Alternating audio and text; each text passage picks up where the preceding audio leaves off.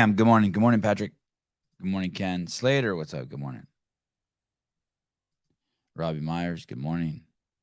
Holly Klein. Good morning. Finally able to catch the beginning in real time. Good morning. Sleeky. Good morning. Rambler. Good morning. Whoa, Rambler, you weren't first. You okay? Earth is flattened. Man, that was quite the show yesterday. Last night. Whew. That was different than the last. He's not a flat earther. What was weird is he didn't want to be called a flat earther. He wanted to be. Oh, mustache is itching. He wanted to be called a stationary plane guy. Is that what it was? Oh, that was a lot. After when we got off and I was talking to Susie, he's like, "Ooh, that was a lot. That was a lot for me." Greg coming in or what? I don't know. Good question. A day for the ages yesterday, Sevi. Yeah, crazy, right? It was cool. Jay Cooey, then Taylor, JR, and Vellner. That show's killing.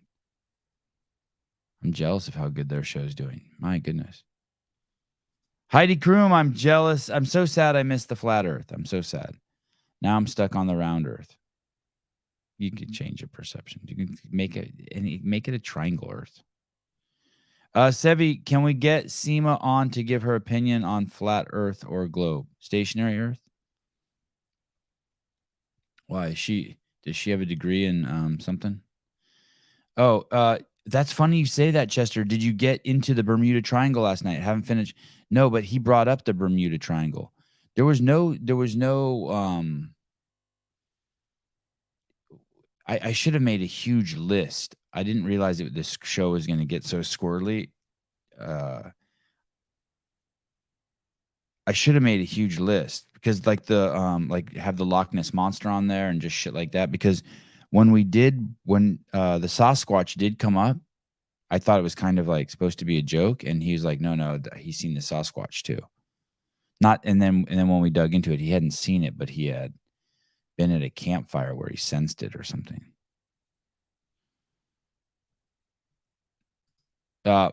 Mike Fair, I had the craziest dream about Sevi having a conspiracy theorist expert that didn't let anyone else get a word in last night. He's pretty fired up. I'd like to come on for Sasquatch. Oh, like be part of that show?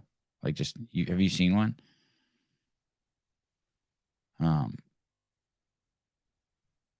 Yeah. It was Kaysen, good morning. Scott Perkins, good morning. I shouldn't say good morning to people who don't have profile pictures, right? Have like some sort of rule. Brett Bauer, good morning, Sevi and Coach Glassman. Not yet, close. Josh Lehrman, the apricot man, the plum picker. Love these shows with Greg. And then you never even really know if it's Josh or not. It could be his wife. Good morning. Hey, good morning. How are you? I'm awesome. I had a stationary Earth guy on last night, which is, I think the derogatory term for them is flat earther. Yeah. And it was 2.5 hours. He was really intense. It was 2.5 hours of him just full throttle on me. I'm recovering. But I also had Jay Cooey on in the morning, which was absolutely amazing, man. Holy cow. Yeah, he's absolutely amazing. I fell in love with him from one video. I was watching him on a road bike, pedaling through Pittsburgh traffic. On just 3 seconds in, I'm taken by what a good rider he is, how fast he is, how many close calls. But none of it interferes with the lecture on virology he's giving, with his iPhone pointed at his head, hooked to the handlebars. I mean, I've never seen anything like that. I didn't know it was this combination of genius and athleticism in a real world near death kind of. I mean, that's hardcore bike riding. Yeah, that's how I found out. You obviously sent me that video, and then you invited him to your house in Arizona, and that's where I met him. Like, and then like the next 3 times, subsequent times I was at your house, he was there. Rodney said, I have a friend that you need to know. And he was right. And now we're another friend. Dude,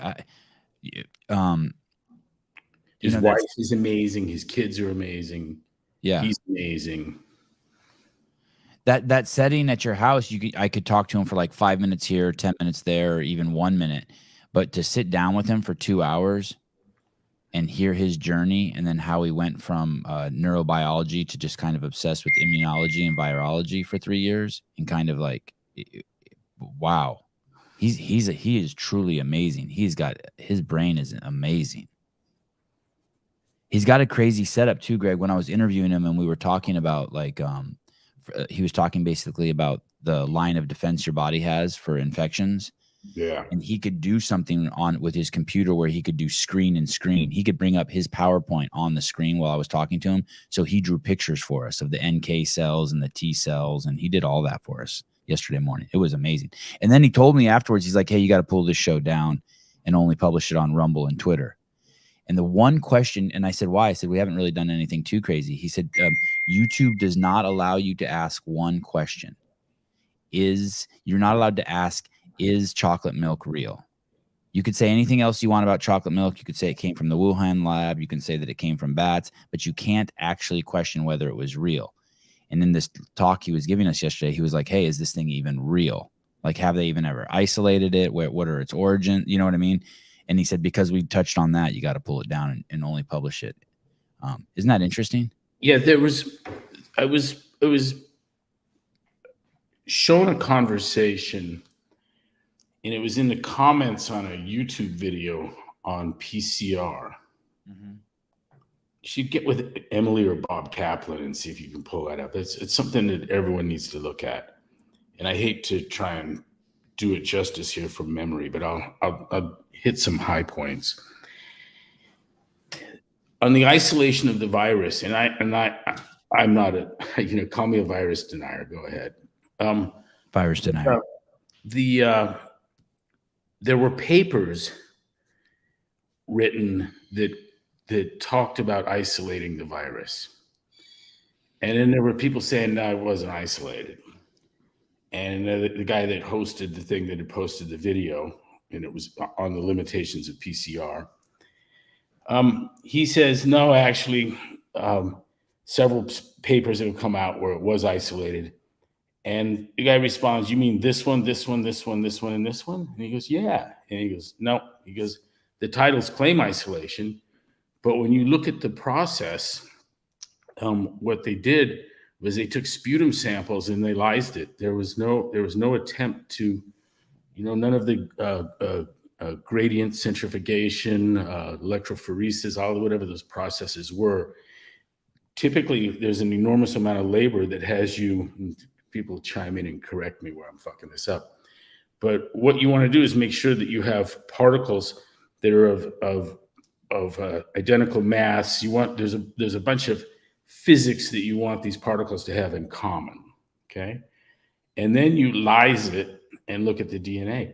He says you take sputum and you lyse it without these steps. And it was interesting because the guy says, well, can you show us what it should look like when you do it right? And the guy dumped like 15 or 20 papers on it in a matter of a minute. And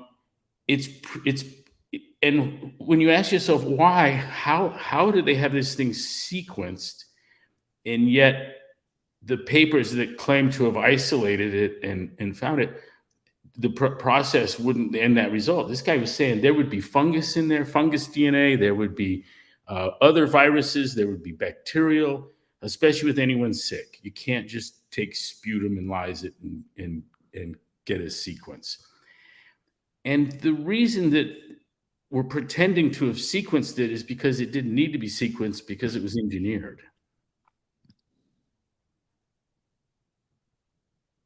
And that came out a long time ago, and it's very important.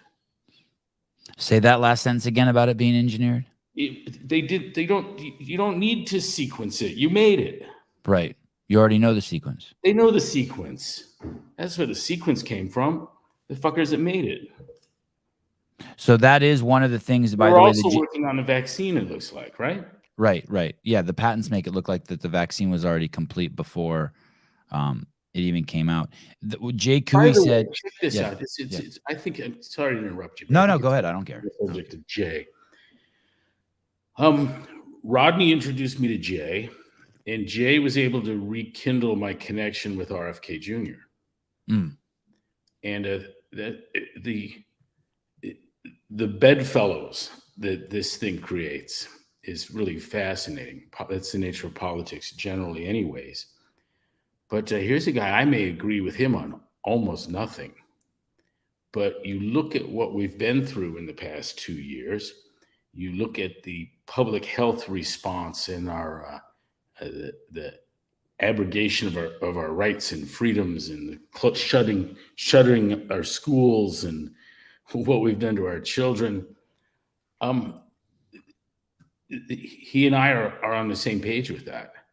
And his book on Fauci is real. And it reads like a grand jury indictment. And then I was told by someone close to him that indeed that was it. There wasn't going to be a grand jury indictment, so they did their own. They created privately exactly that, but it is formatted exactly like that, and it's profound. And if 1% of it were false, the litigation damages would be astronomical. You mean that Fauci could bring for the false? He could make himself even richer than he is. Okay. That Children's Defense Fund, they're sitting on a lot of cash. But that would be like when I called the NSCA soda whores and they sued me for it, and it unraveled their little world. Gotta be careful who you sue. Right. Meaning if Fauci sues them for that book, all it does is open up all his shit for discovery. Exactly right. He gets turned inside out, and it would be ugly, and he knows it. Yeah. Yeah. What he needs, what Fauci needed was censorship. That's what he needed. And they got it. They got it. Oh, right. So you've come full circle. Basically what we can and can't say on this show. Yes. On YouTube, what the media can and can't say. Yep. Greg, anyone investing a lot of time, energy, money, passion, love, anything, and storing all of that on YouTube, you're an idiot. Anyone spending an enormous, like me, spending an enormous amount of time. Dude. I'm not only on YouTube. Does that help? You better. I hope so. Yeah. Like right now we're streaming live also to Facebook, Twitch, Rumble, and Twitter. All of them simultaneously. You can't have enough. Yeah. Okay. Because everyone's days are numbered here. If you're gonna eventually, I'm gonna fly too close to the sun and get smoked. I watched Zoe Harcombe and our friend Malcolm. What's his last name? Kendrick. Yeah. I watched them get removed from Wikipedia as though they didn't exist. I'd put considerable effort into bringing them before us because they had messages that the multitudes needed to hear. And all she was talking about is, she debunks papers for a living. Explains papers for a living and debunks them, but also because she speaks about food. That's why she was kicked off of Wikipedia. No, these guys ran afoul of the statin folks. That's what happened. And the media machine came to do its dirty work for them and did it. So, and statins might be the one of the biggest boons economically for pharmaceutical companies, and she said that they're pointless. It's business. It's huge business, and the dream of pharma is to have it prescribed prophylactically, so eventually it's in your fucking drinking water, right? Yeah, $20 billion annually globally. That's massive. Oh no, $22 billion in the U.S. alone by 2030 is what they're estimating. Wow. Oh shit, profits are $19 billion a year. Incredible. So they're cheap to make and yep. And what's wrong with them? What's wrong with it? Cholesterol is not the problem. Cholesterol is not the problem. Statins are a bigger problem than cholesterol. Cholesterol causes heart disease the same way that a plaster cast causes a broken arm. It seems exceedingly likely that the demise begins on the other side of the artery at the vasovasorum. It's all old CrossFit stuff. And it was observed in the venous graft bypass surgery that the part you put in the trash can had a shitty exterior on examination, that the artery had not been fed from the outside by the vasovasorum and was beginning a death. And at these high pressure nodes, the body's response was to cement the other side of it with some plaque. For those of you, I just want to give a quick, simple explanation. Greg just said it. I'm going to say it again. That thing, this tube down here, down the middle, this red blood flow is the artery, and these little tiny tubes on the side are the vasovasorum. And what Greg is talking about is when the outside of an artery wall doesn't get fed by a vasovasorum because you eat too much sugar and cells lose their motility. They can't get down there to feed the wall of the artery. Damn, Sevan. That's exactly right. I learned this from you. They speculate then cholesterol comes and tries to patch the hole up from the inside.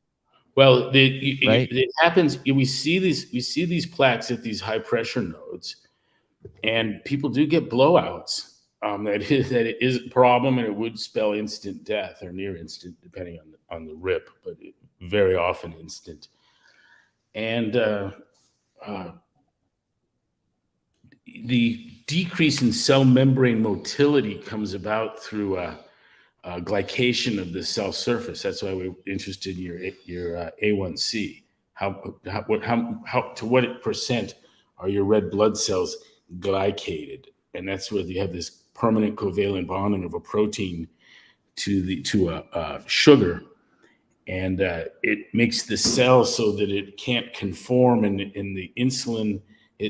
What I'm getting at here is that the mechanism of diabetes and of the atherosclerotic disease may be one and the same. They could both be due to cell membrane motility. One makes it tough for the insulin to bind to the receptor site because of inflexibility, a lack of motility of the cell. And the other one in destroying the network that nourishes the artery and getting plaque. Same phenomenon, really. And then, so basically, if you lower your cholesterol, all you're basically doing is throwing away the Band-Aids. Yeah, there's a bigger problem than that with the statins. And I don't want to get into it here because so much brilliant work has been done. But the big cholesterol book that I wrote the foreword to, that has so many of our heroes in it. I don't want. This is kind of old stuff for me. And what book should they read? What book should they read? Anything by Ravenscoff. Ravenscoff, okay. Goofy Ravenscoff, yeah. In the cholesterol myths, you can actually pull it down, and all of the footnotes and everything online. It's free. But I'd also you're at the cholesterol myths, ding dongs can read that and get it. Like you don't need a It's wonderful. Everyone can read it. Everyone should. Oh, and it's got great reviews on Amazon. The way that the other side deals with Uvi is to pretend like he doesn't exist. It's called The Great Cholesterol Myths by John Bowden. Johnny? No. Nope. Ufi Ravenscoff. Oh, here it is. Cholesterol Myths, exposing the fallacy. Okay. Yeah. Look, someone made another book and they just put the word great in front of it. The Great Cholesterol Myth as opposed to the Cholesterol Myths. All right. There you go. Your first reading assignment. And what was the other one? With the just horrible title. About cholesterol? Yeah. Forget the name of it. I've seen there's Ignore the Awkward. The Big Blue Book. I'm scrolling through Amazon to see what they see. The Great Cholesterol Con. No. These are all books I've seen around the office. Your office. You've had all these. Sorry, I don't know. Greg, do you have any opinions on blood flow restriction training? I don't even know what that is. Was it you put a tourniquet on your arm when you go? Yes, it sounds like having sex with a belt around your neck. Cock ring training? Yeah, I don't know. I don't. Yes, I don't know. I don't know what that is. Okay, here we go. Matt Burns.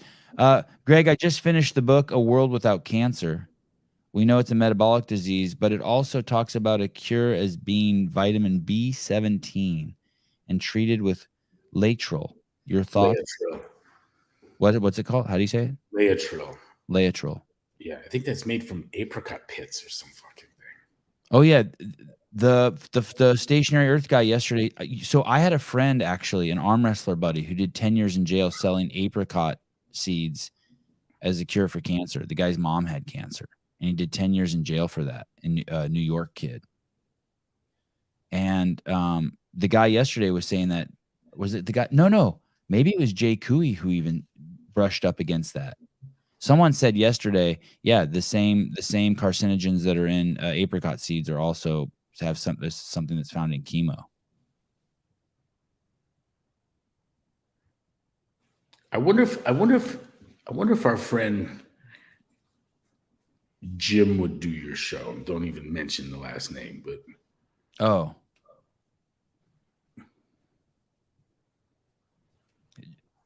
he's a physician. That one?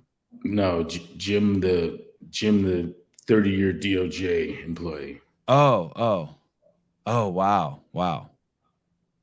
God, that would be amazing. I mention him because he knows a physician.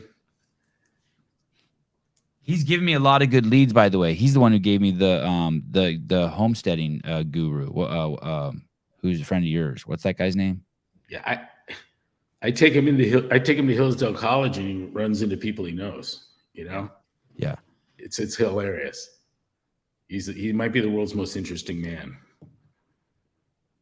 Any thoughts on this? B17? I didn't even know there was a B17. No thoughts. Okay. None at all. Matt, we'll give you nothing would surprise me. And I also felt like if I had to just bet right here, I'd say it's bullshit. But then if I found out tomorrow it was true, that wouldn't surprise me.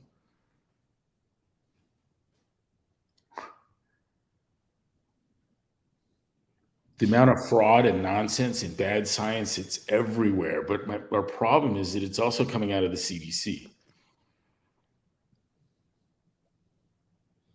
So there's an every man for himself kind of thing. And in that environment, it's sad. My hope was that CrossFit would carry the mantle that had been of a charter that you'd have to, what would we presume that the charter of the CDC would be, or the NSCA, or the ACSM, or the NIH. And it's what would it be to give honest and scientific inputs on issues critical to your health, right? Fundamentally, something like that, or fitness. And when you see that so clearly abandoned for soda pop, for instance, I thought this was a great opportunity for us to do that, to be that trusted source. I said, I want to be the underwriter's laboratory, which is an amazing history, an amazing company. It's been public, it's been private, it's had a bunch of forms, but it is a trusted authority and it is an independent entity. And I wanted to be the underwriter's laboratory of health, of wellness, because so much sickness was a direct result of things directly within our control: sedentarism and excessive carbohydrate load. Is Underwriters Laboratory a private company? Look what their current status is. I forget the story, but it's a fascinating story. The Wikipedia article is interesting. Everyone here knows about the Underwriters Laboratory. Even if you don't know, you know. If you look at any electronic device, you'll see that like UL symbol on it.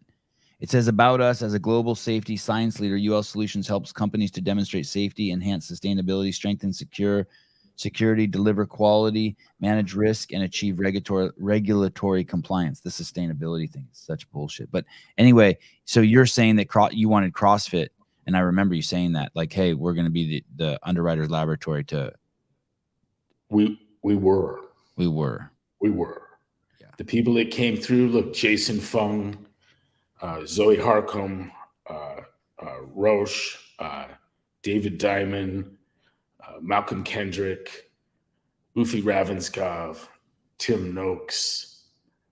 I mean, there's 50 or 60 of them, of what I call mesperts. And they had a clear understanding of the mess, and often typically from very, very different scientific backgrounds and perspectives.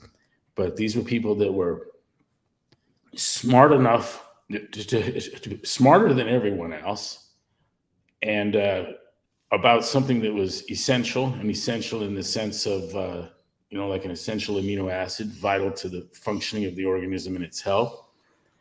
They were smarter than everyone else about something extremely important, and then also brave enough to do something about it. And very often it's significant personal costs. Mm. And this is something that we saw long before COVID.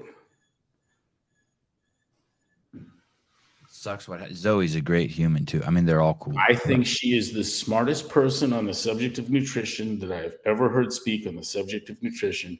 And I've heard some legends and a bunch of morons. I've listened to I know way more about nutrition than I need to know or want to know or wish I knew. I used to start the nutrition lecture with, I fucking hate talking about nutrition. And the problem is everyone's a fucking expert. Matt, I'll refund you your money back. No cancer advice today. Cave Castro, Twitch is fine with softcore porn, but they're not okay with dangerous speech. Logan Mars, meats, vegetables, nuts, and statins, some Viagra, a little vaccine, and no science. Thank you, Logan. Eaton Beaver, good morning, Coach. Sevi has been putting in a lot of work lately. Yeah, man. I've just begun. This is going to be a crazy 3 weeks. Fergie Show, thank you for the loot, buddy. I truly appreciate it. Fergie Show again. Thank you, Greg, for bringing applied mathematics to health and fitness. I really appreciate that. Thank you. I don't know if I did that or not, but I think you recognize the effort, and it is there in work capacity across broad time and modal domains, in that third dimension going out into age, being a health in a 3D form. I mean, it's there, but it's only significant because it was never done before. But it would be obvious. And if you took just about any electrical engineer or chemical engineer and asked them to think about fitness, they'd come up with CrossFit.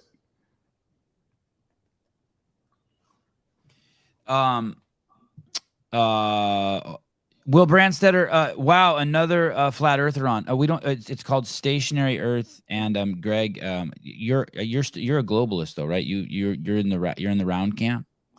I had a home on Kauai, and it was always rumored amongst the locals that everyone knew someone or knew of a time or place where you could see Oahu from Kauai.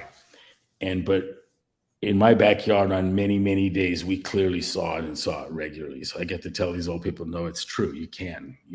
But what made it weird is you could only see the top of it.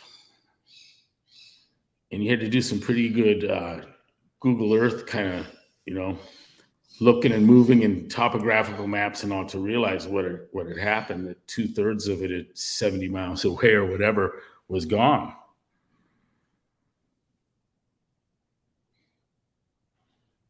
So Greg is still a globalist. I think I know why. Fair enough. Right? Yeah. Natalie Bates, hi. Thank you for explaining that correlation. I'm sad both my father and mother-in-law are currently being told they have arteries closing and need replacements or stents. Well, hi, Nat. It's good to even see your image there, Jared. Look, when you need a stent, you might need a stent. You might need bypass surgery. You just might need bypass surgery. I'm not. What would be important to figure out is how you got there. And I don't have answers for what you do next, but I wouldn't make it worse. I mean, I would, after my bypass surgery, celebrate with a blueberry muffin. You would not. No. Yeah. I want to show you a this is totally switching. And I wouldn't take statins at all, ever. They're not addressing the problem. This hammering on the speedometer of a runaway train, that was my father's line. The treating of things symptomatically, sometimes that's all you got. Very often it's worse than doing nothing.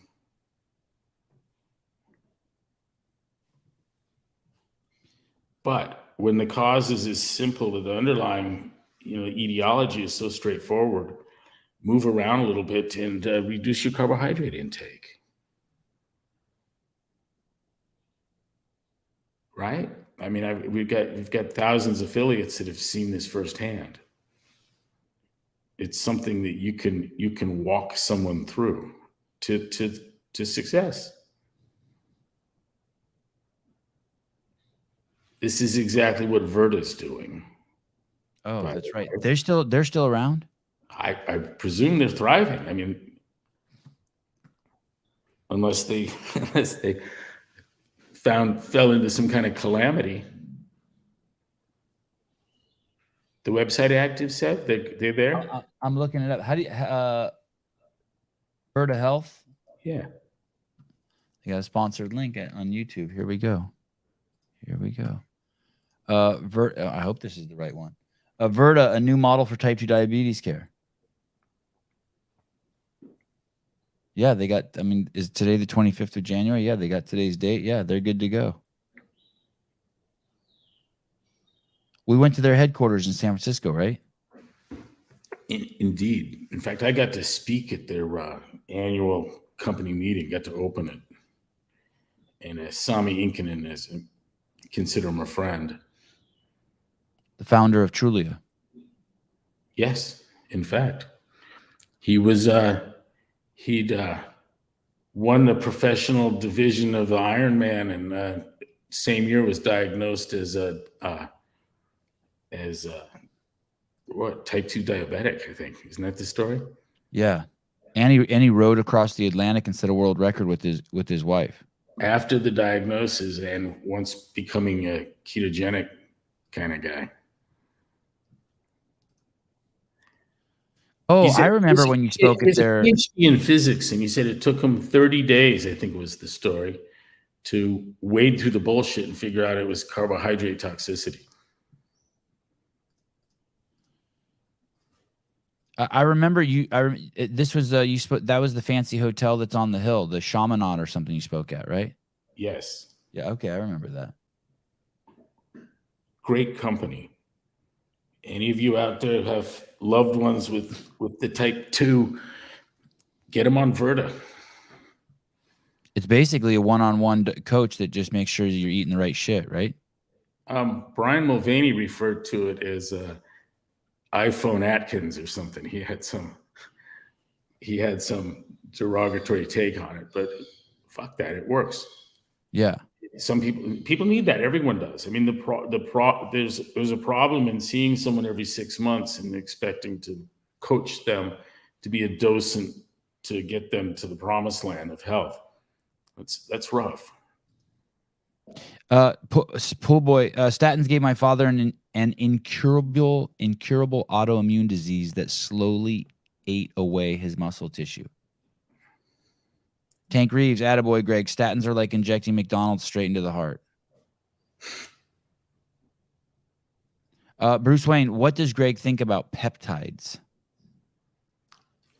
I don't have an opinion, but I sure run into a lot of people going out of their way to do a peptide thing. Yeah, and a neighbor of mine just got back from Mexico doing the peptide deal. For 3 weeks I've been injecting peptides into this into this bicep. I heard it like 5 months ago. Have you really? Yeah. And I mean, I did pull-ups for the first time in 4 or 5 months. I did a strict muscle up from the top, descending down slowly and then pulling through with almost no pain. I don't know. I can't tell if it's but I'm with these needles, I inject it with this little insulin needle. It comes in a little bottle with like just white powder. Yeah, your friend. I met her. Yeah, Sarah. Yeah, that's I got it from her company. Yeah. It's a peptide called BPC 157. No thoughts. Yeah. I'm enjoying my arm being back. Pretty quickly too. Oh, here we go. Tyler Slide from Facebook. I'm on day 3 of BPC 157. Not a fan of stabbing myself. I can't tell if it's working yet, but I'm hopeful. I don't even feel it really. The needle's so small. Oh, look, there's Sarah right there. Hi, Sarah.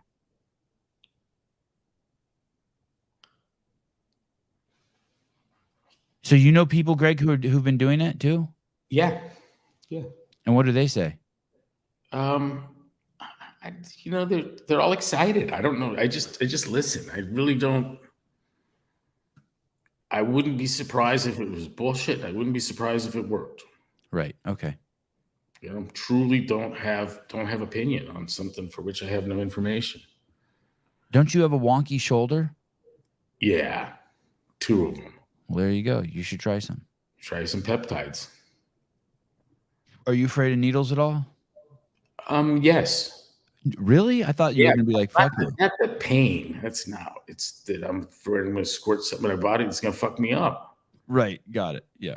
I don't want your vaccine, your peptides. I'm not going to take ozone. I don't want an IV for a hangover. Right. I would like to keep needles out of my veins and body. Yeah. Injecting shit straight into you. Hey, we just went through this thing with Maggie and her leishmaniasis. Okay, a sand fly sat on her shoulder and left us with a medical problem. That was in the Caribbean. She sat on her? Yeah, in Belize.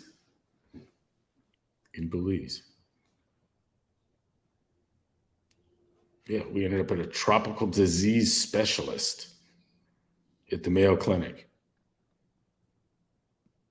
It's all over now, but it is over now? Yeah, it's all done. So it was an ordeal. I can't endorse bug repellent enough. Start an argument with people. Oh, like this? Yeah, I'm terrified of that stuff. Like the DEET stuff.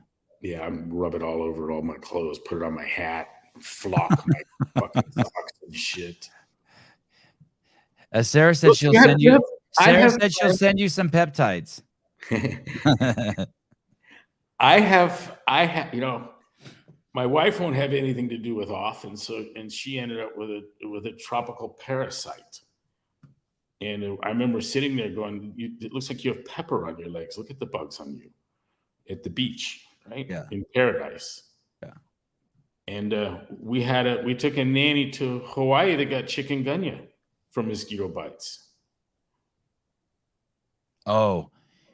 Remember that? And it's continued health problems residual from that. Hey, so Jay Cooey was on another podcast with a guy named Randy Bach, who's a PhD and a physician. And Randy wrote a book called The Great Zika Myth. And basically that there was never any proof ever of anyone getting Zika when they were pregnant and causing not encephalopathy, but what's that called when you have microcephalic? Yeah, born with a mini head. And he wrote a whole book about it. And basically the CDC of Brazil told everyone there, no one here have any kids until we get the vaccine for Zika. Well, the vaccine for Zika never ever came out. The problem went away, and they never told the population that they could start having kids again, right? There was never a, like, you know what I mean? It was just like pull the fire alarm and then leave the room and leave the people in a mess. It was. I watched that podcast. It was a very interesting podcast, and he wrote an entire book on it. It's like it's a trip. They didn't have an audio version, so I didn't buy it. Hey, I want to play this video for you. This is the theme I haven't heard you play. This is a podcast in the CrossFit space. It's called Kettlebells and Cocktails, and this is a female. Hold on 1 second. Corey, you got to wait 1 second. I'm having a phone issue. Hold on. Give me 1 second, Corey. Give me 1 second here. I didn't even put the phone number up. Look at Corey, how slick he is. Let's see if I can get the phone connected. I apologize, guys. Here we go. Corey, hey. Corey. Morning. Hey, good morning. Hi. Man, I felt like I was edging, waiting to speak. Yeah, edging's good. Every girl likes that. Yeah. Mr. Glassman, how you doing, sir? Very well, thank you. Thank you. So I said, I'm fantastic. I just got a 4-year-old getting ready to head into work, so couldn't be better. You just got a what, Corey? You broke up. You just got your 4-year-old ready to go to school? Yeah, oh. Yeah. Her and I work out in the mornings in the summertime, so I just got my workout in. Awesome. I'm headed to work. Awesome. So it's Good Friday. So I sent you a text, Sevan, and I figured while Mr. Glassman was on, I would tell him what we were talking about. I would do anything to figure out how to get you to the East Coast for a BSI. Mm. Oh, yeah. Corey's a professor at a university out there. Okay. Yep, you did. Sorry. Did I ignore you, Corey? Did I ignore you? No. Oh, okay. I think you just probably gave me the standoffish thumbs up. Oh, yeah, I did. Yeah. But I get it. Yeah, you're busy. I get it. But yeah, I teach in North Carolina on the East Coast. And so I told him that, that would be awesome if you came out here and did a BSI. I don't know if we're in your radar, if you've got other networks, higher universities, but keep me in mind for sure. Corey, thank you. Sevan will share my contact information and let's talk about that. What I'm going to say is I'll do it, but I have no sense of when from here. I don't care. Yeah. I just wanted to make sure that bullshit, but I just wanted to be on your radar. So when you start thinking of coming this way, I'll do whatever it takes to make sure we can support and compensate and whatever we have to do to get you over here. I'd love to hear it firsthand. I'm on the East Coast, so I haven't been to the Arizona or at Castro Ranch to be able to hear it. But I love what you're doing. Where in North Carolina? I'm in Greenville, North Carolina, so about 2 hours from the Outer Banks. So I'm at ECU, East Carolina University. Is there an affiliate close by? Yeah, we've got 2. We have one about 20 minutes from me, and then one in the heart of Greenville. So you'd be very close to an affiliate to be able to conduct it. And I can get you in connection with their team as well. I teach small business, and so we've worked with. I love CrossFit, so every chance that I get, I'm always trying to work on the business. So we've done business plans for the CrossFit businesses here, and explored other revenue streams. So they'd be more than willing to talk to you because of the work that we've done with them. Sevan, will you take a little lead on this and help see what we can do? And let's talk to Emily too. And I think we should do this at the affiliate rather than at the school. For some reason, the schools don't seem real fuzzy to the idea that the bulk of the science they do with the natural sciences accepted is a bullshit. It's a hard thing to hear. What I have been accused of is being anti-science, and the irony here is that I think that modern science is man's most important creation. It's tragic to see it failing.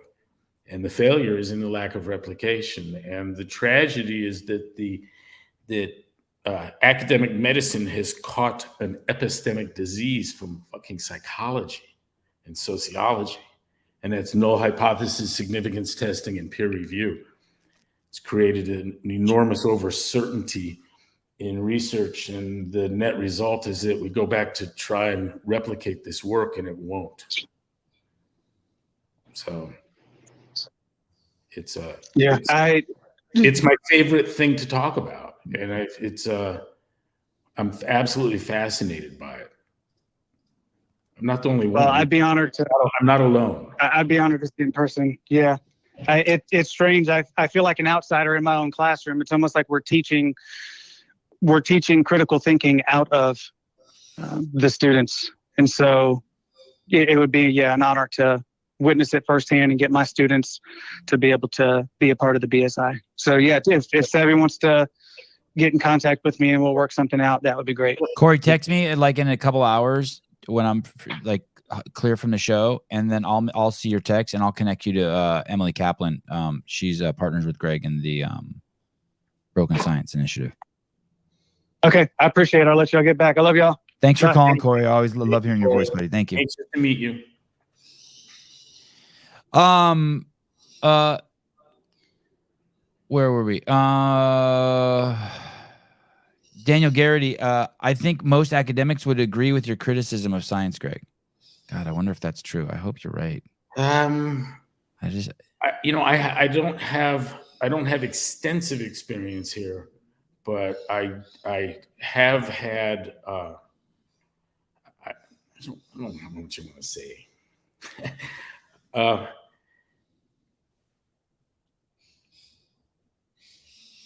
I know that I have spoken at a university, and it was reported to me that some of the faculty felt threatened, and I couldn't get anyone to stand up, either come to me privately or publicly stand up and say anything. But I heard things afterwards that were surprising to me. So, and this was at a school where I had a high expectation of open-mindedness. Here's what I think's happening. I think those people are someone pulls up to show you their brand new car, and you're like, you have a dent in the back, and they're like, no, I don't. And so then they quickly get so upset that you point out the dent in their car that they start spreading the rumor that you hate cars, when actually you're a car aficionado. Right? Do you know what I mean? Like you're saying science is broken. I mean, God, we live with fucking morons. But you're saying science is broken. Let's fix it. And they're saying you're anti-science. Yes. And it's nuts. And not only that, you're meticulous in the details and in the conciseness of pointing out exactly what's wrong with science. There's the dent. It looks like it happened from a tree falling on it, and here's how we can fix it. And instead of saying thank you, they're like, you asshole, you hate cars. It's nuts. I've heard an enormous amount of criticism of CrossFit of all sorts, theoretical, semi-technical, but I've not had anyone take exception or have a problem with constantly varied high-intensity functional movement increases work capacity across broad time and modal domains. On that, nothing. Which is the bedrock. Yes, the essence of it. Yeah. The essence of it. Felt like Ufi Ravenscoff. You ignore the guy on that subject. Don't go there, whatever you do. It's amazing. How yummy are those pencils up above your head to the right? God, look at those. Yeah, you always have fun shit like that in your house. Look at that pencil sharpener too. God. That is the pencil sharpener, if anyone's ever wondering. The X-Acto School Pro. I'm going to look it up. What's it called? Forget all others. The X-Acto School Pro. Like the X-Acto knife people? Uh-huh. That thing is a monster.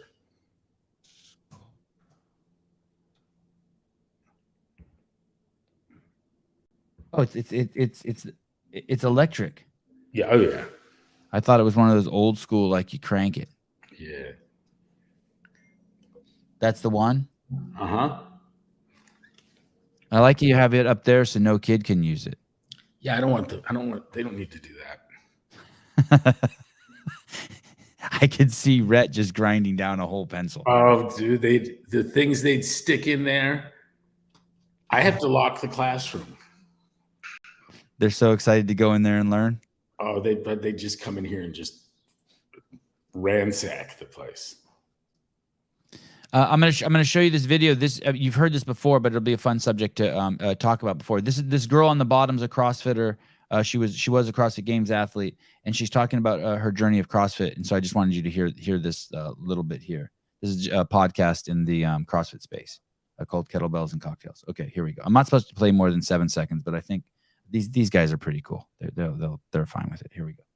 That like I gotta cut all this stuff out. So food was a real problem for me for like a really long time, and I don't know what to describe it because I don't want to say I had an eating disorder because I know so many people who struggle with that. So I don't want to compare my problems to like people who've actually been diagnosed with these things. But I would do things where I would like eat, so much in one day where I'd feel so guilty that like the next day I would really try to like be like, okay, well, I'll cross it out. I'll like fast for an entire day. And it was really, really, really bad, like really toxic until I found CrossFit senior year of college. And then I like started just kind of getting my shit together and realizing that like that's not going to help anything. Until I found CrossFit. So she had an eating disorder, and then she found CrossFit, which is funny. The irony is I didn't have an eating disorder, and then I got around all these buff dudes in CrossFit, and I got an eating disorder. So, I had a client in the long ago at Spa Fitness Center who is the author of a book on eating disorders and who's a regular talk show expert and like an authority. And she and I would look at some of the girls that would come into the gym, and the girl that was there at 4:45 for the door to open and was on the treadmill still at 8 or 9 o'clock, and would have her little baggie with the rice cake in it, right? Yeah. And you could see the lack of health, and there was an obsessive compulsive sadness to it. But, and I've mentioned this, I think, on your show before, but in 95, Dr. Michael Norden wrote a book, Beyond Prozac, right? Check that out. Yep. There was also a Listening to Prozac, both excellent books, by the way, absolutely fantastic books. But Beyond Prozac, he says that there's he posits a prostaglandin origin, like an eicosanoid origin for mental illness. And he's got a 2-page list in his book very early of the things that he says Barry Sears' own diet has done more for than the medication. He was a very senior research psychiatrist at UCLA. And I had read that, knew of the work when I was working with this woman, but I told her, I understand the starving yourself to death, but it's interesting to me that it seems to be only carbohydrate. The little that they do eat, it's purely carb. And she says, no, that's not true. And I said, really? You're sure? And she goes, yeah. And I said, well, bring me one of these gals that instead of having a rice cake or whatever the thing was, that's got cashews or a little beef jerky. She's still, 500 calories a day and dying, but eating that 500 calories, I've got something that's got some amino acids of value. And she says, well, I will. And I said, okay, well, you bring her to me and I'll train her for free. It'll be my gift. And I nagged her on this over the space of about a year, and she quit training with me. And I was kind of committed. She was either going to bring me one of these people, admit that I was right, or fucking don't come back anymore because it's all I want to talk about. It's an organic brain syndrome, and you can't tell me that the lack of amino acids and essential fatty acids isn't exacerbating the damn thing. Well, that girl in that podcast goes on to say, thank you profusely. She says, thank you, Greg Glassman, for saving my life. And then she launched a clothing brand called Dump Truck Hottie. Beautiful. Yeah, and a crazy successful clothing brand. Yeah, congratulations. Yeah. Anyway, it's cool. I think that's a story. It's cool that she recognized you and said, thank you, Greg. I always like that. CrossFit final call. My wife had a similar experience. Yeah, it's a common story, right? Girl with body issues does CrossFit, and kind of the body issues start to go away. One of the best things I did at CrossFit in terms of my own contribution in things we published, but A Better Beautiful. I was very proud of that, and I still am. Yeah. That was Marty Say and John. Marty read it, right? You wrote it. Marty read it or something. Yeah, I think that was it. I know I wrote it, and Marty had a good voice. CrossFit helped save my mom's life. Thank you for all you've done, Greg. Tell your mom thank you. Let's see. Dooley, I'm glad she found CrossFit and is healthier. Okay, great. Good. Here we go. Jenny Vaccaro. CrossFit was a huge help with my eating disorder. It's hard to CrossFit and not eat. Grateful. That makes sense to me.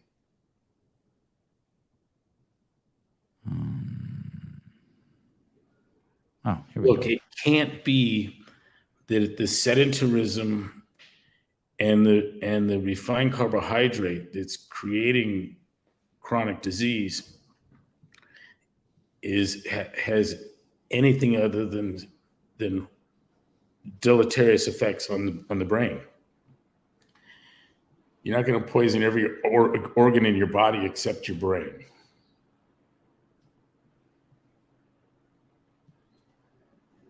As we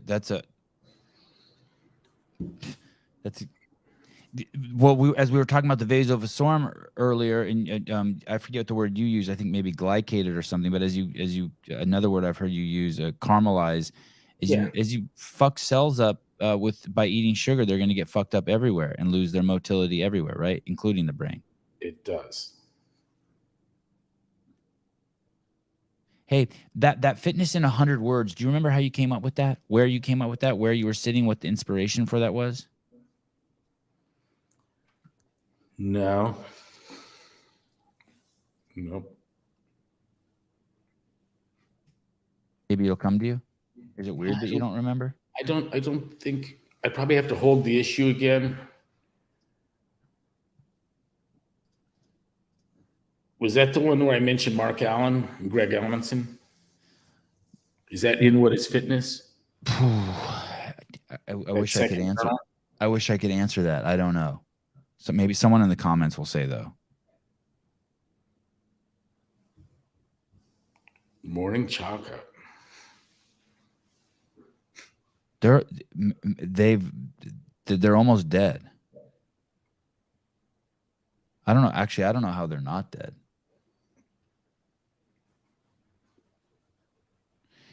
It seems like what happened is after Rosa left and Andrew Weinstein left, that basically that's how Morning Chocolate was sort of tethered to CrossFit through that sort of PR relationship. And when Weinstein left, Morning Chocolate kind of faded away. And I imagine Dawn quit paying them after it was exposed that they were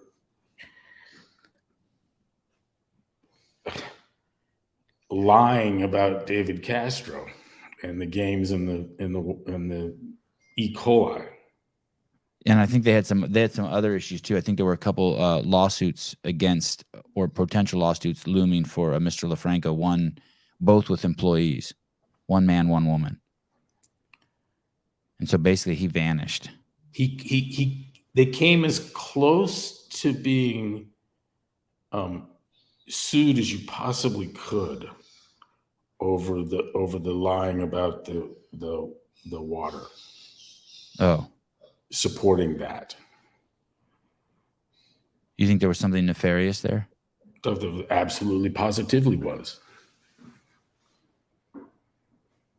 It was an attempt on Dave's character, and it failed. The clock, Emily Beer's smear job on Dave. That was really something else. Yes, unbelievable. That's a cool clock. Do you know it? Yeah, I think it could be one of these marathons, like this one. Hey, you gave up on the Jabra headset? I mean, your voice sounds good. Oh, that's nice. It's a great clock. You gave up on the Jabra headset, Greg? Yeah, fuck that. If this works, it works. Okay, yeah, it works. You like things on your ears like that? It's like like it helps me. It's like I guess like a bulletproof vest. I don't know. It makes me feel important. Yeah, it's now you're working, right? Yeah, you have to create some pain because otherwise it'd be just like us talking. It's part of my. It's like me. I'm not at work, but you are because you have that thing squeezing your ears. It's part of my costume. It's my utility belt. I love it. It's a good look on you. It really is. Thank you. This flat earther guy told me, he said, it's kind of, you would think if you're going to try to change the world's view on pretty big shift on the world view on how things operate. At one point he said, if you didn't fucking wake up after 9/11, you're a fucking idiot. And now it was kind of a trip because I was like, he's like, there's no hope for you. I was like, man, you should be a little more patient. Like, you're really trying to explain something. Give people a huge monumental shift in their perspective of the cosmos. Did he seem in any way, shape, or form insane? I don't think so, but the people in the comments were he was getting tore up. It wasn't the hospitable environment for him. Is he kidding? Well, so someone texted me this morning. He's made like 5 movies on it, right? So he's put in so much time and effort. But someone texted me this morning and said, "Hey, I kept waiting for him in the show to be like, I'm just kidding." No, it's extensive. It was 2.5 hours of him really trying to convince me. Any articles you ever wrote for the journal that didn't see the light of day? No, I mean, dude, I was editor, publisher, writer, I'm amazed that there are as few errors in them as there are. And did you ever spend like 3 days working on something and then it's gone? Like you had a computer saving error or you lost it or? Sevi, I lost an entire Microsoft Outlook account. Email. Pre-cloud when it sits on your machine. Yeah. And I'm on tech support with Microsoft and they're like, okay, type in @**967. I call this shit and I'm doing it. And they go, what do you see? And I tell them what I see. And the guy tells me that's not possible. I'm like, what? Let's try it again. And that's not possible. It was gone. Oh, hold on one second with that thought, Greg. Mars, hi, how are you? Hi, good. How are you guys doing today? Happy, excited. Happy to be alive. That's awesome. Yeah. I got a question for Greg. Greg, do you see like the side effect of so many things being crammed in our throat as science settled and can't question anything when the authoritative scientists say X or Y, like some of the consequences being this flat earth, hollow earth, don't believe anything you see, don't believe anything we're traditionally told. Is that all a side effect from people being disillusioned by just some of these top scientists? And are you is a big foundational part of what you're trying to do just rehab science?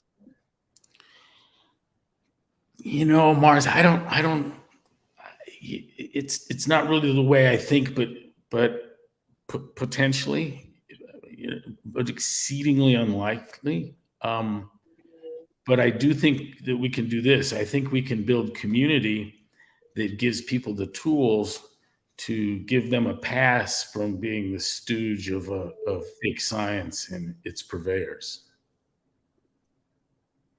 it should be a very natural inclination to laugh at someone that says, if you don't believe me, what I say, then you're not following the science.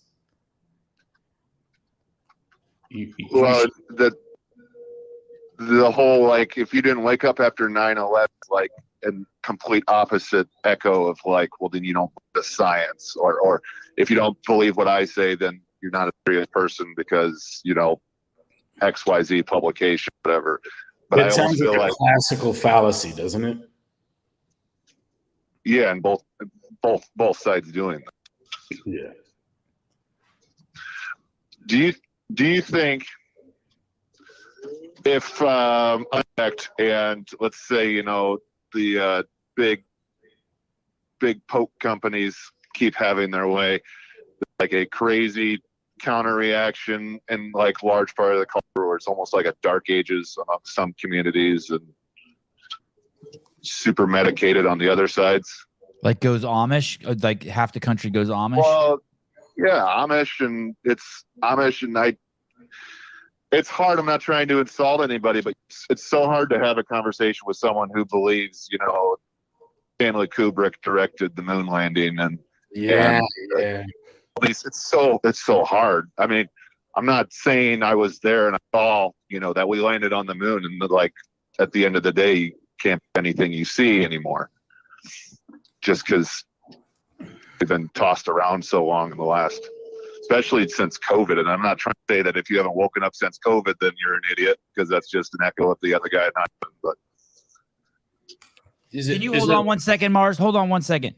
Dan Guerrero, Dan, you asshole. Does Greg believe in gravity? Be more specific. Are you talking about Newtonian gravity or Einstein's version of theory of gravity? I know what you're doing, Dan, dickhead. And I love you. He's making fun of me because I was explaining yesterday that gravity is just an explanation of a phenomenon that's happening on Earth. And that a lot of people can't distinguish the explanation between the fact that they've accepted gravity as some sort of fucking reality as opposed to it's an explanation. But there's different kinds of explanations, buddy. So if you want to turn into a smart aleck, why don't you say which one you're explaining? See, I Newton's don't version or Einstein's version? Sorry, go ahead. Listen, Sorry, Mars. I didn't mean to hijack your shit. Dan got me all pumped. no, I'm hopping off. Thanks. Okay, love you, bye. I wouldn't even know. I don't even know how to process believe in gravity. Okay, try again, Dan. You spent $2. Ask the question again. Go ahead, buddy. Yeah, I don't. I mean, like, you have no idea how hard it'd be to throw me off this balcony. You'd be like So I guess I do believe it. You go first. You couldn't do it. You couldn't do it. Right. I guess maybe in that sense I believe in it. It's just a joke. He's made, because I've said before there's no such thing as gravity. The gravity, you have to be able to distinguish the difference between your thoughts and reality, and the gravity is an explanation. It's not out here. The fact of you falling and hitting the ground, that's real. But there's no one's touching, at least for me. That's how I partition the world. Mars said something that reminded me of Otis Brawley, and Otis Brawley is an oncologist, I believe a third-generation physician, and he wrote How We Do Harm, and he said that he was a head of oncology at Grady Memorial, which is the nation's largest public hospital, and he said there were two hospitals on the campus, the old wooden original hospital and then the new modern one. And once upon a time, it had been the black hospital and the white hospital. It's still, to some extent, segregated, but the dividing line is it's the insured and the uninsured. And the uninsured are those that are in the old wooden building hospital, and the insured are in the new modern one. And he said that there were people in the uninsured were being sent back to work sick and not receiving some of the fundamental care that was essential for modern healthcare and medicine. And he said, and the problem on the insured side was just as bad. And here the harm that was done was through overtreatment. that people with insurance were having things done to them that should have never been done to them. And he said that it took him years to have profit deranked from a consideration in terms of the oncology treatment.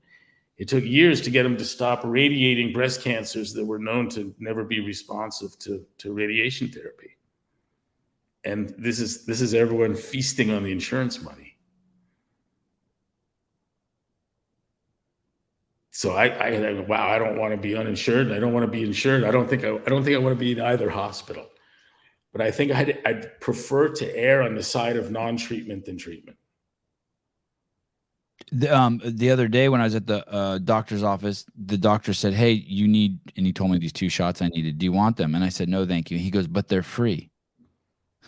That's what he said to me. I like a fucking physician, but they're free.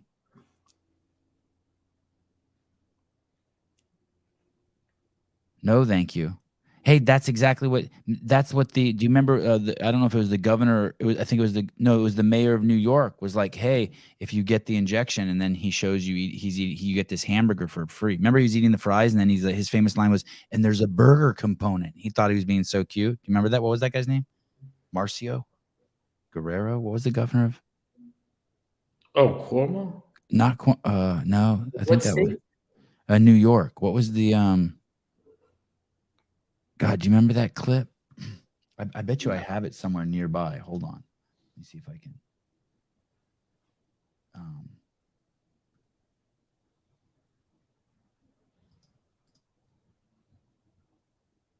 no. Damn, I can't find it. Oh, De Blasio. Thank you, Bernie. The mayor. The mayor was the mayor. Yeah, you don't remember? He's eating French fries. He's like, "You get these free if you get the injection." And then he goes, "And there's a burger component." And I'm just like, holy shit.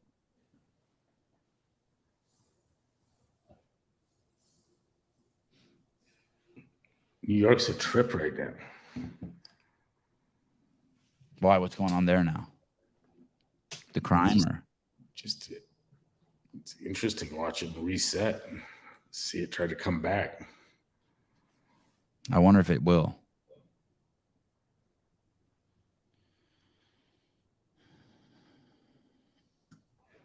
Got me all fired up.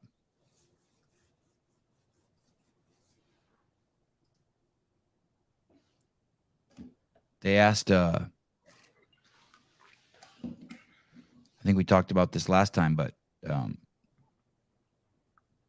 was the Senator Cruz. Senator Cruz was asking some lady who's being appointed to Biden's cabinet with her blue glasses. She was the first woman to graduate from California Institute of Technology with a PhD. And he was asking her if any science has ever settled. And she said no. And then she eventually went on he said, "So no science has ever settled?" She goes, "No." She said, "There's some things," and she used the word immutable, that we start to take for granted and become immutable. I don't even know what that means. Is that you? But I think a lot of things fall like that. Like people start to forget that you can actually question anything. You can get a greater understanding of everything. Our trust in science, like our trust in anything, comes the cornerstone of trust is predictability, and scientific models find validation through their predictive strength, and they roll from a conjecture to a hypothesis but from a theory to a law, depending on the strength of their predictive capacity. Does law mean settled? No, Okay. It just means that in all conceivable instances and to known limits and errors and such, that the thing holds. Okay. And what's happened in academic science is that's been lost. It's not predictive strength, but it's what the part that they're looking at is the probability of the data on the assumption that the null is true. And it is not the same thing as that is not scientific validation. That's it's a trick of inferential statistics, of frequentist statistics, and it's at the heart of what's wrong. But it is an epistemic debasement. It is a failing.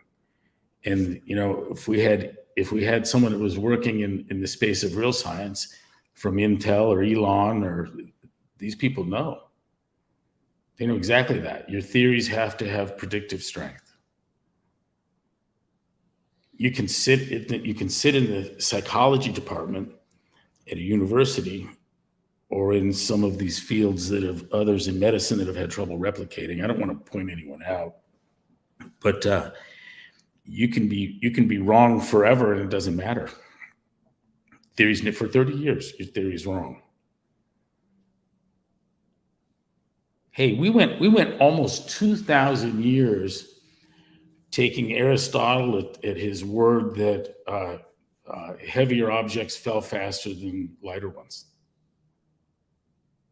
Almost 2,000 years that was believed to be true. I thought he was the one who disproved that. No, he was the one pushing that? Galileo. Oh. And Galileo wrote his treatise on this, and that didn't get published for 100 years. He just noticed that, wow, balls of the same surface area of different weights fall at the same pace. Now, it's a ballsy thing to say Aristotle was wrong, right? Yeah. No one has contributed more to thought across all spectrum than that genius. But 2,000 years easily demonstrated wrong. It's interesting. But, maybe that was settled then, right? For 2,000 years, it was settled. Settled. Settled doesn't suggest anything about validation to me. Predictive strength does. Hey, the important thing here, and this is research the demarcation problem, it's called. The Wikipedia's article on it is pretty cute. But the problem's thousands of years old. Separating science from non-science, or science from nonsense, was what Popper tried. And I'll settle the whole thing right here, right now. It's predictive strength. The difference between astronomy and astrology is astronomers can predict eclipses or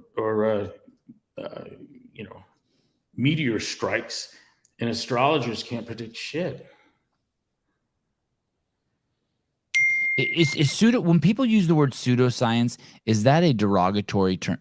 Is that just because here it's funny, a lot of people use it. It says both terms science and pseudoscience are notoriously difficult to define precisely, although you've done, because of that demarcation line, right? Where do they cross paths? But when I hear people use the word pseudoscience, it almost seems like they're being intellectually lazy to just fucking attack someone. It's just a quick way to dismiss something. Of course. Yeah. It's a conspiracy theory. Right. Okay, so it falls under that camp. Yeah. What demarcates science from non-science? The criterion of falsifiability demarcates science from non-science. There's no automatic method to find new theories. That's exactly wrong. Falsifiability, I would accept the argument that that's a requirement for a meaningful assertion. And so what we have here is something that would be necessary but not sufficient. No, until you recognize that validation and that our trust in the success of science, its objectivity, all derived from predictive strength. Everything, all of it. That's the whole ball of wax. And and Jeffrey, that's why people believe it, because it has such enormous predictive value. The theory of gravity, the explanation of objects falling, has such an immense predictive value that they forget that it's an explanation. I get exactly what's going on. It's an explanation for the phenomenon, and it's so wonderful and accurate that it's become a law. Right? Am I Am I learning something? No? Tell me. It's okay. There's a lot here.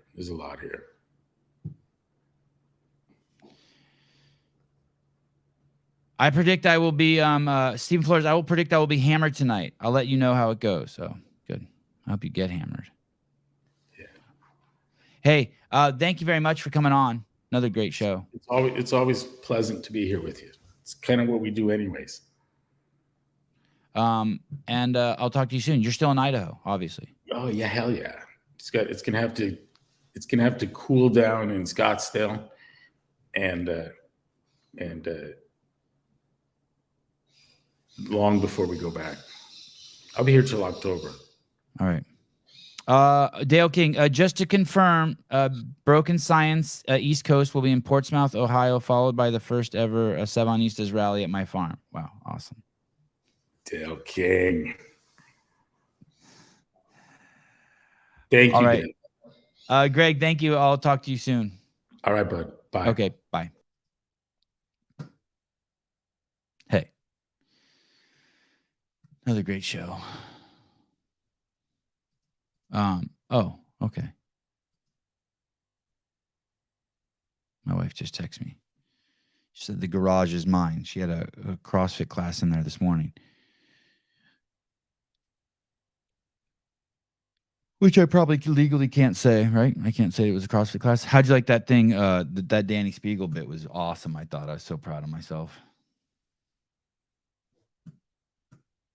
Dump Truck Hottie. I just came up with that.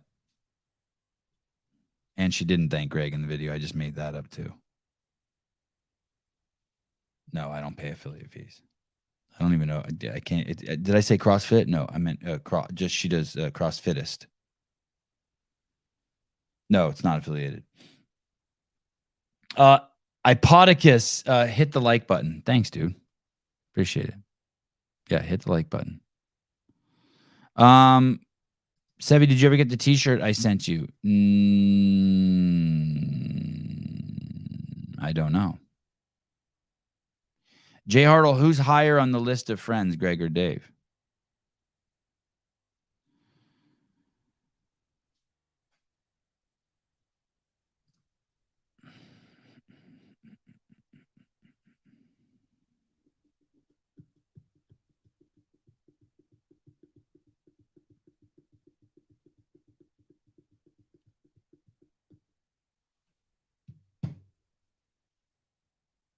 What's going on today? Do I have any more podcasts? I'm sure I do.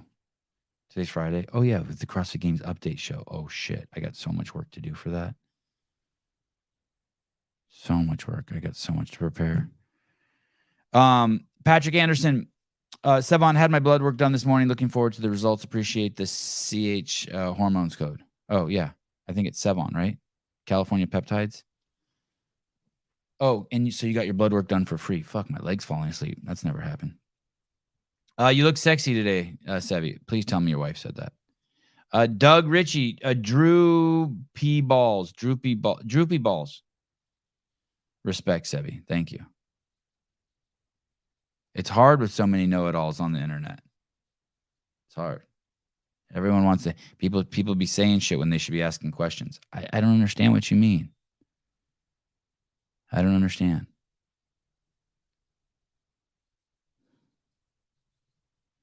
There's that Taoist saying, right? I'm pointing at the moon and you're staring at my finger. And so in the most simple way, it's like you tell your kid, you left the refrigerator door open. And they say back to you, well, you left it open yesterday. And there they are, staring at your finger. And you're like,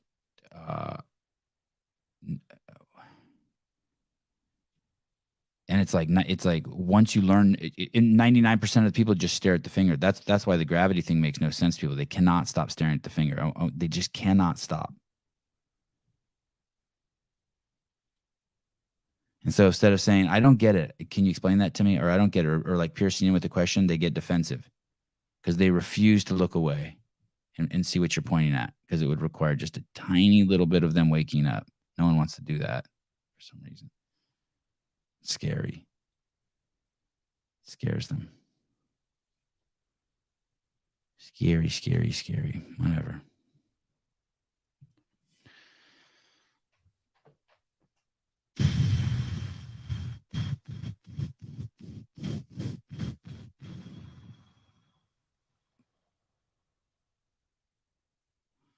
Yeah, I didn't like that. Hi, Dan. Did Sean give you his vape? I did not like watching him vape. It breaks my heart to see people vape. That shit is so fucking addictive. Sevan, while it's quiet, throw on the Roseanne clip for the crew. Where do I see that? Am I going to get in trouble for it? Where is it? We can watch it together. What do I type in? Is it on Instagram or what do I type in? Roseanne Barr and Pierce. Again, I'm going to tell you something, Tank. 99% of the time, people tell me to do something live. I always fucking regret it. I'm like, that is so stupid. So please, oh,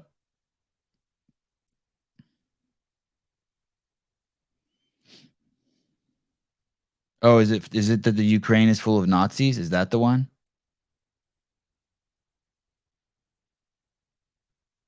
Is that? Oh shit. Oh yeah, I'm so glad I didn't play this while Greg was on. I want to drag him into this bullshit. Dude, this is long. This is 3 minutes and 37 seconds. I'm going to get in trouble for this. Oh, it's in your DMs. Okay. Thank you. Let me see. How do I get to my DMs? I go here. No, here. Oh, okay. I see it. Oh, it says message unavailable. Whatever you sent me, dude, it says message unavailable.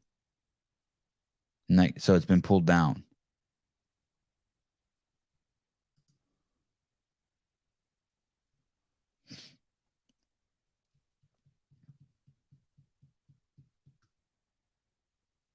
California Assembly Committee blocks bill that could have sent human traffickers to prison for life.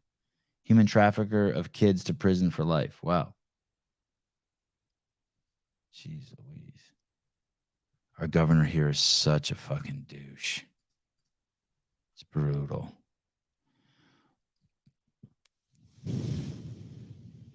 Uh, 23andMe, take your DNA to make clones in deep underground military bases. Don't use your real name if you 23andMe. That would be my recommendation. Yeah, Chris Z. It's hilarious that vapes were supposed to be safe replacement for cigs, and it turns out they're probably worse than cigs, dude. They're so fucking addictive. It's crazy. Joe Rogan has a clip up. Oh, okay. Here we go. If Joe can do it, I can do it. Let's see. Joe Rogan. Is that 1G? Just kidding. Joe Rogan. Here we go. I don't see it. I see his RFK, and I see a tattoo, and I see Killcliff Octane. I don't see anything. Sorry, Brucey. Look at. Here we go. I don't see it. Oh, is this it? No.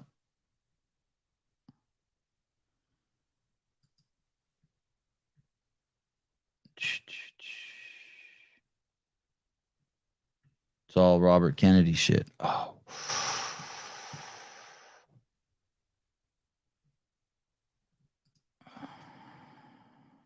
After major pushback? I don't know what that means.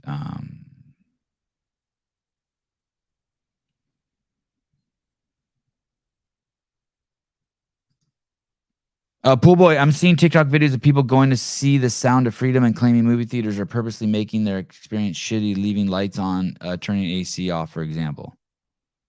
I don't know. Hey, dude. I don't know.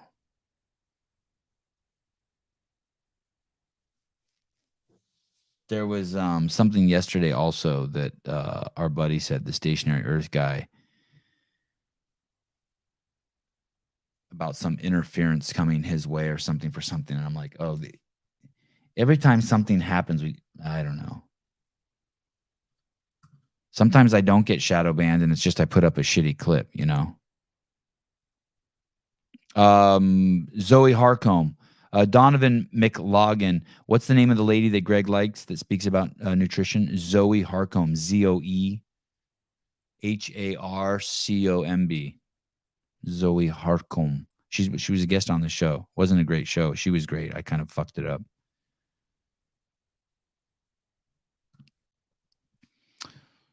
Okay. Wow.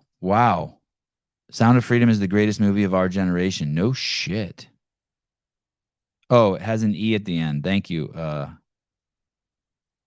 Thank you, Sleeky.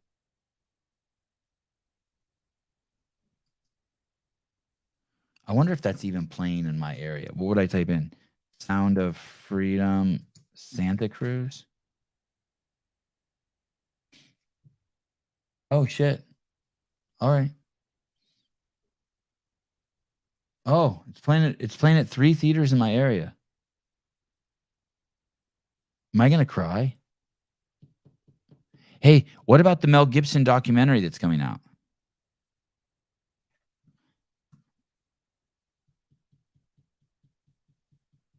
I enjoyed The Sound of Freedom. Good, because I kind of hate movies.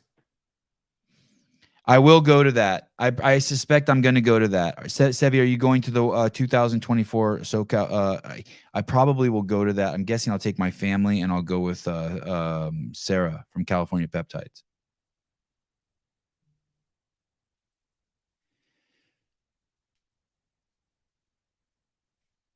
The actor that I've seen interviewed a few times, the guy who plays Superman, Henry Cavill or whatever, the little clips I've seen him being interviewed, he's a fucking psychopath. So maybe I'm just seeing bad clips about him, but he looks fucking crazy. I mostly hate movies too. Yeah, I saw and I've seen stupid movies, but I saw Shazam and Spider-Man, the last 2 movies I've seen in the last 5 years in the theater, and both of them I wanted to throw up. Yeah, Henry Cavill. Yeah, he seemed batshit fucking lunatic in the interviews I saw. Oh, I will cry? I know. I'm probably going to fucking weep. No, not a dumb question. Is California Peptides the same as California Hormones? Yeah, just a different website. See, I think it's a different website. Go to CA Peptides. Yeah, CA Peptides, and you with the smiley chick, and then you order your stuff, and you begin the journey.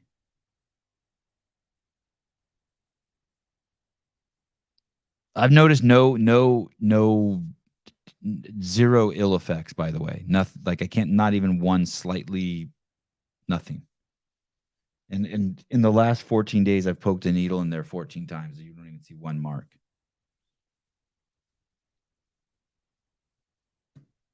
Oh, that guy's not in this Sound of Freedom, Henry Cavill. He's not. Oh, I thought he was. I thought it was the same guy. I thought that was the guy. And wasn't he in the other Mel Gibson movie, the Jesus one? Oh shit. Sorry. Okay. This guy. Did you mean Jim Caviezel? Yeah. Is Jim Caviezel in the Sound of Freedom? No wonder I got my shit all messed up.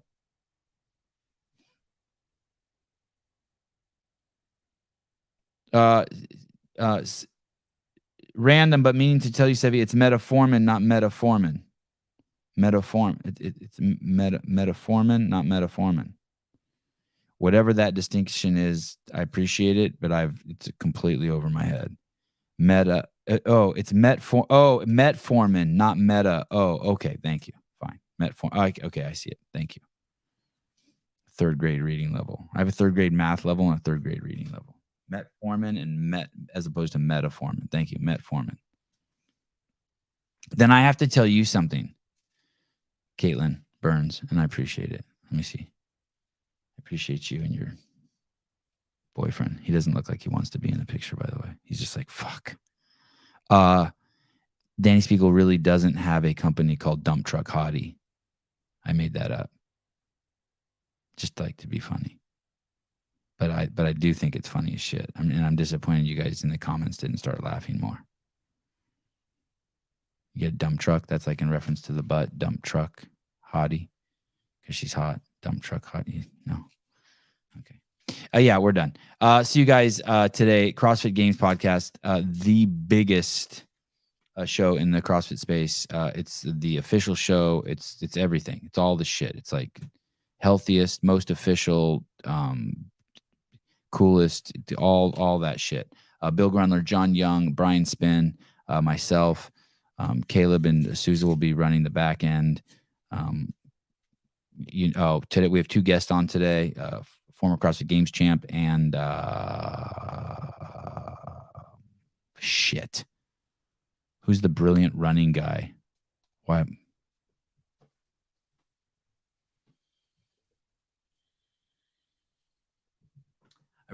It's almost like when I'm on the show, I'm worse with names than I am just in my real life. How the fuck can I not remember this guy's fucking name? Hinshaw, thank you. God. And no one writes something in the comment. Thank you, Susan. No one write in the comments. I'm concerned. His memory is fading. I've just been talking nonstop for fucking 2 hours. Just overload. Hinshaw, yeah. Hinshaw is going to be on the show today, and he drops up this. I'm so giddy with the information he has. You are definitely going to want to see. He's going to tell us who basically has the biggest engine in the history of CrossFit.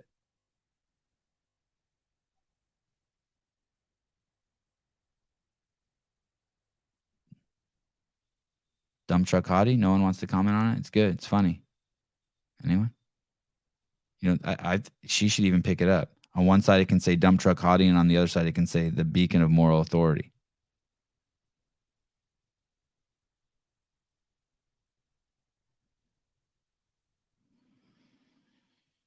All right. Bye-bye.